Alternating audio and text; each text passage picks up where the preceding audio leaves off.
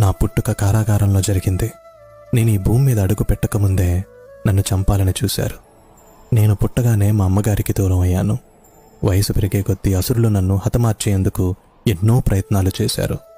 కాస్త పెద్దయ్యాక మా గ్రామం నుండి మకాం మార్చాల్సి వచ్చింది. ప్రజలు నన్ను పిరికివాడిగా పరిగణించారు. నేను ప్రాణంగా ప్రేమించిన అమ్మాయి నాకు దూరం అయింది. ధర్మం కోసం యుద్ధం చేసి ధర్మాన్ని గెలిపించాను. కానీ ఎంతోమంది మరణానికి కారణం నేనని నిందించబడి శపించబడ్డాను. శాపం కారణంగా నా వంశం మొత్తాన్ని కోల్పోయాను. కిందటి జన్మ కర్మ ఫలితంగా కేవలం బొటనవేలుకు బాణం తగిలి నేను మరణించాను. ఇంత జరిగినా నేనెప్పుడు ఫిర్యాదు చేయలేదు. ఎప్పుడూ ఎవరి చెడు కోరుకోలేదు.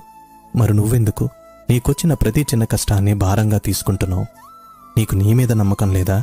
లేదా నాపైన నమ్మకం లేదా? నువ్వున్న పరిస్థితులు నువ్వేంటి అన్నది చెప్పదు. నువ్వు నడుస్తున్న మార్గం వల్ల నీ వీధి నిర్వచించబడదు.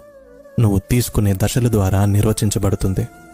నీకు చెడు జరిగినంత మాత్రాన లేదా నీకు ఎవరైనా చెడు చేసినంత మాత్రాన కృంగిపోవనక్కర్లేదు.